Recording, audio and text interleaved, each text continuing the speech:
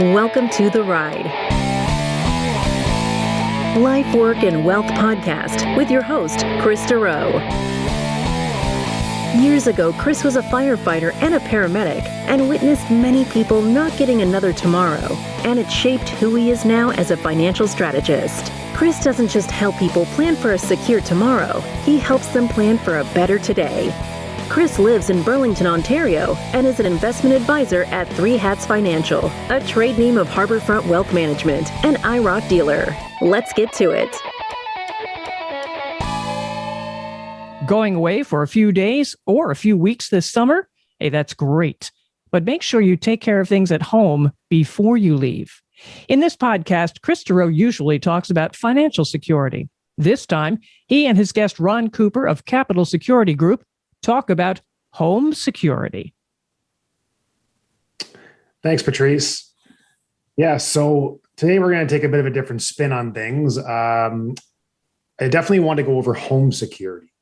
Just because, well, a couple of things. First of all, this is different times, and now, which is somewhat exciting, is people are starting to get ready to finally leave their homes, which has been a while for a lot of people to not do that. And I think it was about 2 years ago, I had Ron put a system in my house that we've been extremely happy with. And I just thought it'd be a good idea to get him on the show because he has a ton of experience in this. And just been a great individual to deal with. And I just wanted to have him on here to inform my listeners about what they can do to help protect their home better. So, Ron, if you don't mind, can you just give us a bit of your background? Well, thanks, Kris. Yeah, I've been working in the security industry for about 21 years. So I started out with ADT Security back in 2000. And since then, our company has worked with some of the biggest security companies on the market. But we decided to be a little more independent, well, totally independent, and just branched off and went on our own to provide our own service, monitoring, installation, basically an A to Z type platform. So then, if you were with all these bigger companies, why did you decide to leave them and go with Capital Security Group? So we decided to kind of branch off from the big brands because we found the experience very unpersonal, if you will. So what we found is when you did the sales, the sale was no longer attached to the installation and the service. So it was kind of a one-off. You sold the alarm system, somebody else installed it, and then it was taken care of service department. And it just wasn't the feeling that we wanted to provide for security. We find it's a very personal thing. And we just want our customers to be able to reach out to us and know that we can provide everything from the sales to the installation to the service, anything you guys need. Yeah, that's good. No, and I know that you put quite a few people's security systems in that I know, even my parents. So you definitely stand behind that because the service and that factor has been great. So what has changed in regards to home security since COVID, if anything? Have you noticed much difference? Honestly, I don't think security has changed a great deal. However, the want, need, and desire for people to feel comfortable in their own homes has changed tremendously. What about break and enters and like just basically the statistics in that has that gone up? Like even from a personal perspective, we've had in the last few weeks, we've had friends, my daughter's friend's bike was stolen. I had a friend that had his pickup truck stolen. We know a group of we have a Sea-Doo and we have a group of guys that have Sea-Doos. And I know that one guy had two of them taken off his driveway. So I don't know if that's just a bad luck of my social circle or if the stats have gone up because it's just simple that the supply of products, whether it be vehicles, bikes, rollerblades, whatever, is obviously quite short with COVID. So I would think that would increase the rate of thefts and things like that. Have you noticed that? There's absolutely been an increase in calls to our office. People that have been affected by these types of crimes, burglaries, thefts, intrusions. There are a lot of public forums out there that are provided by your regional police services that a lot of people are not aware of, where you can actually go out and log on to, like the Halton Regional Police have a blotter or a blog that basically outlines the crime activity that's happening in the area. So it won't pinpoint like a physical address, but it'll tell you the street, the area where these crimes are taking place. And it's definitely been an increase in calls to our office. It's definitely happening a lot more, and people are hearing about a lot more with the increase of social media. And in Burlington here we have the Burlington Dads, the Burlington Together group. You're just hearing more and more and more of these types of things because it's just available. It's at our fingertips now. Yeah, the social media has definitely been interesting because now you're just seeing a lot of incidents is obviously caught on video that we just never would have seen before. So I guess an example of that is like the doorbell cameras. You can tell me if I'm wrong, but they seem to be relatively popular because like my kids have a paper route and I help them with it quite a bit. And I just noticed that it seems like almost everybody now has these doorbell cameras. Oh yeah. I mean, we provided a staggering amount of zero contact video doorbell installations over the course of this pandemic. Let's be honest. Nobody wanted to answer the door in the best of days, and never mind with this current situation. You have the increased home deliveries for Amazon, groceries. Everything is just coming to the door, and it's just available. And like I said, with the increased number of posts online, and you're just seeing it more and more. People are concerned. And it's been an amazingly effective, low-cost way to safeguard your porch, your front door. We've really mastered the art of installing these things at a very attractive price. We use a brand Skybell, and it's a Honeywell product. And for a mere $270, $280, we're able to put one in the house. And there's no monthly fees. There's no recurring payment going with that. So it's a very low-cost, effective way to provide your basic entry-level security at your front door. So, Ron, with these doorbells, what features do they have? Because I know there's multiple brands out there. And of course, I know there's the video camera, but what else can they do? Give us an example of I'm at the cottage and now somebody rings my door. So what options do I have? Yeah, that's the beauty thing of these things. I mean, they basically sync in with your Wi-Fi, and you download an app to your phone. So it'll tell you everything from motion detection at your front door to you have a visitor at your front door if they stand there for longer than 3 seconds. It'll record a short clip so you see that interaction at the front door, and you're able to talk to people at your front door, literally from anywhere in the world, as long as you have data on your phone. So, again, it's making people feel a lot more comfortable. And let's be honest. I mean, that's the start of a lot of residential break-ins is the knock on the door to see if somebody's home. So for you to be able to address the door and say, hey, I'm not able to come to the door right now.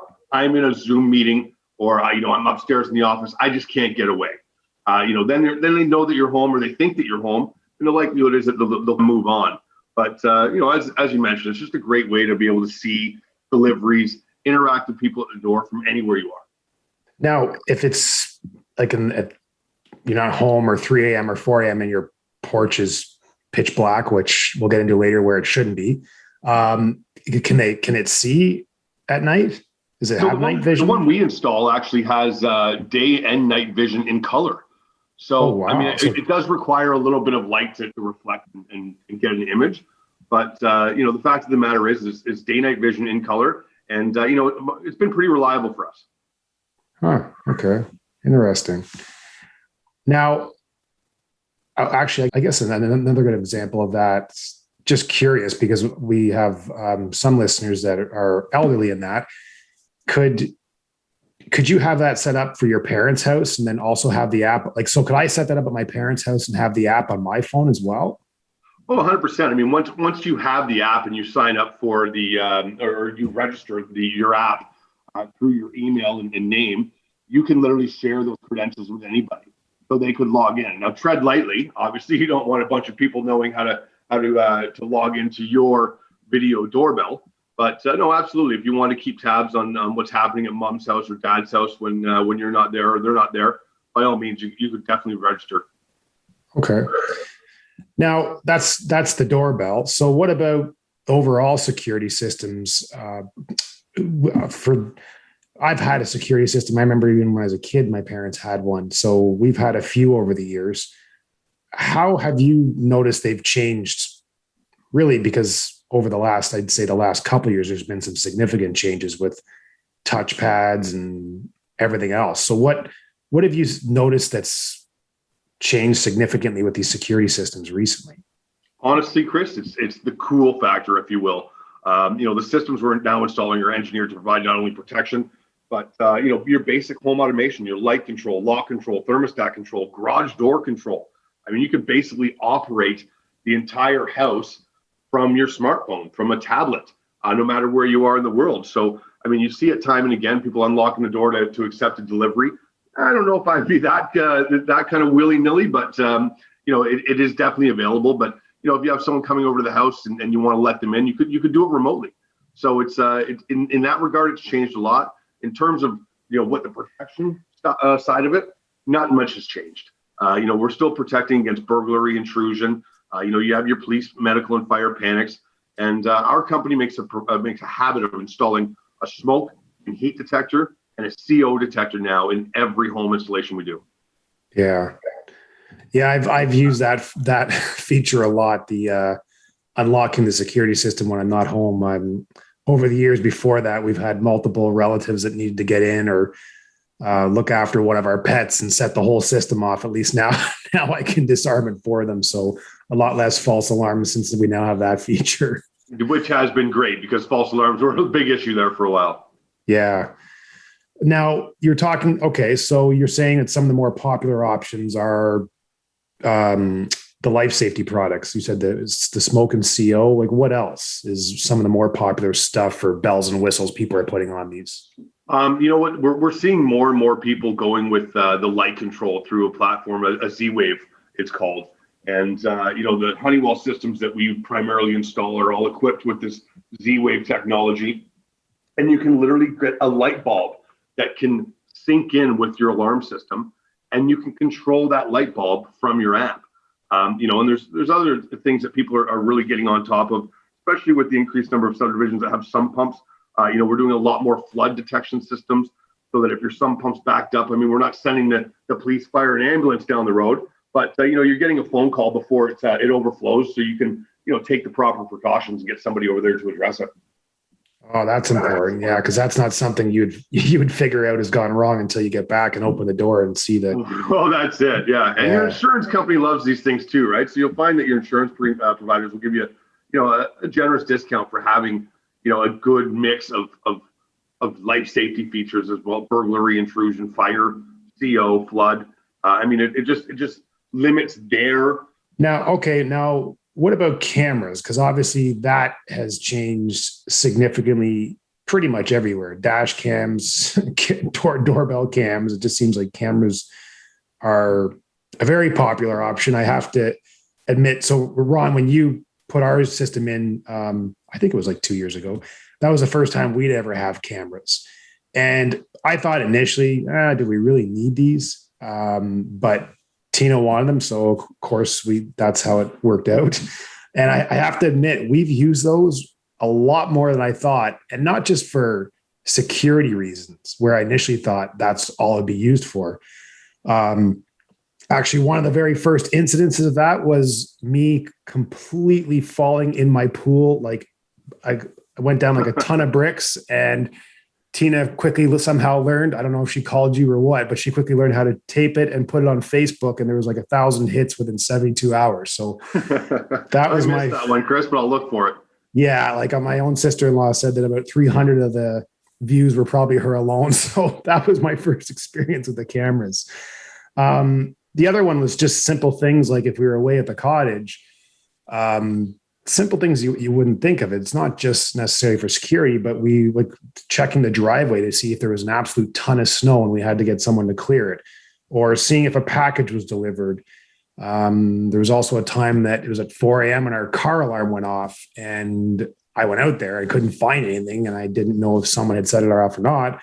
But then going back and looking at the cameras, you could see that it was just a fluke thing and nothing set it off. So we've used them quite a bit. I have found them definitely valuable. So how are you seeing more people put cameras in? Are the options getting better? How good are these at night? Just because mine are now 2 years old, I don't know if they've changed. Yeah, throughout my career in the security industry, we were not doing very many camera installations in the infancy. I'll be perfectly honest with you. And now, More and more people are looking for that attractive option for the house. Just like you say, not just for safeguarding, but to just have an eye on the property, and with being able to network it through to your phone and your mobile devices. It's great when you're away. You can kind of just check it on the property. The package delivered, like you said. We find more and more people are leaning in that direction. But one thing I always caution people on is that the camera system is great for reviewing what happened. So we always like to piggyback the surveillance system with the security system, so that you at least have a notification from the monitoring station if your alarm system or your house has there been an attempt to break into the house or there's activity at the house, and then you can check in on the camera system. And the other thing people have to be aware of is if you're recording locally to a hard drive, which in my opinion is the only way to do surveillance, you want to protect that hard drive as well. So you don't want to give somebody, if you're up at the cottage, you don't want to give them 2 hours to be rummaging through the house and then take the hard drive and walk out the door with it. Oh, okay. Now, what can people do to help secure their homes better now, since, as we just mentioned at the beginning of this podcast, that it's now the warmer months and a lot of people are vaccinated, things opening up, and people are quite excited to start leaving their homes and actually getting out. So a lot of people have not left their homes for a while. They might be a little rusty on just locking them up and making sure they're secure. So what can they do to just make sure that their homes are secure? Yeah, absolutely. I was listening to a radio show the other day, and they were talking about the number of people that are planning on getting out in Ontario and vacationing, which is great. But there's basic things you can do without going in this home security direction. The obvious things: adding motion lights on the outside of the house, make it nice and bright around the property, cut down your trees and trim the hedges. Do not make it easy for somebody to hide behind a hedge and gain access to the property or something neighbors can't see. Have your neighbors pick up the papers, the flyers on your porch, and don't post on social media that you're going away for 2 weeks. You wouldn't believe how many people do this, and it's just out there for the world to see, and people know you're not home and the house is vacant. So, do your pictures, do your posts, wait till you get home to tell the world how much fun you have. But, don't make it obvious that you're not there. Motion lights, dimmers, timers, trim the hedges, pick up the papers, pick up the flyers, just make it look like somebody's home and there's a presence at the property. Yeah. And I literally this morning just saw a friend just posted on social media today that he just took a solo trip to Quebec, and just some people just don't even think about it. They're just excited to get away and share their experiences with their friends, because that's what social media is. But you tend to forget that you may be putting that out there to people that you definitely shouldn't be letting know that you're not home. So that is a very good point. Yeah, I mean, you want to share it with your friends, your family, but like I said, take your pictures, have your fun, post it when you get back and let them know how much of a great time you had. But definitely don't put on these open social media platforms that, hey, we're going away for the week and see you later, Burlington. Yeah. Everyone knows where you live, and it's just opening the door for some problems. Yeah. Okay. Great. And I guess now, if someone's in the market for shopping for a security system, what are some of the things, and like providers, and there's just so many of them. What are some of the things that they simply should be looking for? There are, like you say, there's a lot of security providers out there, and there's a lot of great companies out there to work with. Just make sure you're very comfortable with the people that you're working with. If there's one thing I can caution people with is, any security that is solely based on your Wi-Fi is very easily defeated or circumvented. We're seeing it more and more in the industry where, you can buy a Wi-Fi scrambler for $50 on Amazon, Kris. Have it delivered at your house the next day with Prime. And if your security and your cameras are based solely on your Wi-Fi, and you scramble the Wi-Fi signal in the area, well, guess what? Your security system is useless. Basically, you have a couple $1,000 decoration on your house. So I did not know that. So someone can get, you're saying, a Wi-Fi scrambler for $50, and they can just walk on your property and it just knocks out your Wi-Fi? Quite literally, yeah. Wow. And then some security systems, they just rely heavily on the Wi-Fi. There are a lot of cameras out there. A lot of these DIY cameras are 100% Wi-Fi based. They're plug and plays. They're attractive. And, this is why when we're talking about the video doorbell earlier, it's a basic entry level type thing, but it's 100% video Wi-Fi. So, I mean, it's not going to be perfect all the time, but if somebody wants to jam your signal, it's absolutely possible. And if you're relying on that to protect the home and family, just err on the side of caution. Just make sure you know what you're doing. So then some systems then are not connected to Wi-Fi. They're hardwired then, and that would avoid that. So, I mean, as an example, the cameras that we put in your house, Kris, yeah, we wired them from point to point, right? So we wire them from the camera back to a hard drive, so it's recording locally. And the only thing that's relying on your internet is your ability to view that remotely. So if you lost your Wi-Fi connection or you lost your internet signal at the property, you would not be able to view your cameras remotely. However, it's still recording on that hard drive locally. And that's why I was, touched on the subject I said earlier is, if you're getting a camera system, I always like to piggyback it with the monitored alarm system. That way you do not have all the time in the world to go into the house, find the hard drive, and walk away with the recorded data. So, okay, good stuff. All right, I did not know that. Well, I'm definitely happy now. I'm even learning about things about my own system on here. That's great. Now, just I don't know if you want to go into it or not, but what's an average monthly cost? Like I know what mine is, but I don't know what is average or what's the monthly cost for a lot of these. And I know you mentioned before that it also does give you a break on your insurance as well, which is going to help with the monthly fee. But what's the average roughly? So, when you're getting into it, I mean, you remember the back in the days where, the average price was about $25-$30 a month, and that was operating through your residential landline. Well, those are pretty much a thing of the past. So we're putting cellular in every home that we do. You can't beat the system by cutting the phone line, or if your phone line's down, we're still getting a signal. But if you're breaking it down and for the cool factor for the cat's meow that we're now calling it, you're probably going to be looking at about $45-$50 a month for the high end security system. Oh, okay. So it's still very reasonable then. It's a very reasonable price. Like you say, you're going to get a break from your insurance provider. And, for the most part, $50 a month isn't going to make or break guys like you and I. But, to have a security system, the peace of mind is the most invaluable part of it. Knowing that when you're away, your home's protected, your home's surveilled with the cameras, and, if something happens, you're going to have an immediate response. Yeah. Well, great, Ron. Well, I really, really appreciate you coming on and just giving us a quick summary of everything that's going on in the home security world. And like I mentioned, I just thought that was a great time to bring you on and do this. And I know we've been happy with everything you've done. So thanks. So I know how busy you are. I see on social media and everything else that you're just hopping with installing all of these things. So I really appreciate you coming on. Yeah, it's been my absolute pleasure, and we really appreciate it. And look forward to seeing you again soon, my man. All right, guys, this advice is great, not just for the summer, but for all year.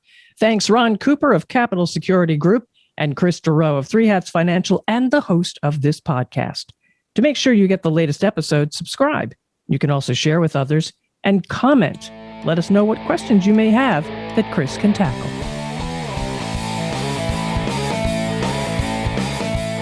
Thank you for listening to The Ride, Life, Work, and Wealth podcast. Click the subscribe button below to be notified when new episodes become available.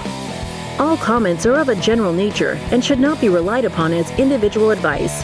The views and opinions expressed in this commentary may not necessarily reflect those of Harborfront Wealth Management. While every attempt is made to ensure accuracy, facts and figures are not guaranteed. The content is not intended to be a substitute for professional investing or tax advice. Please seek advice from your accountant regarding anything raised in the content of the podcast regarding your individual tax situation. Always seek the advice of your financial advisor or other qualified financial service provider with any questions you may have regarding your investment planning.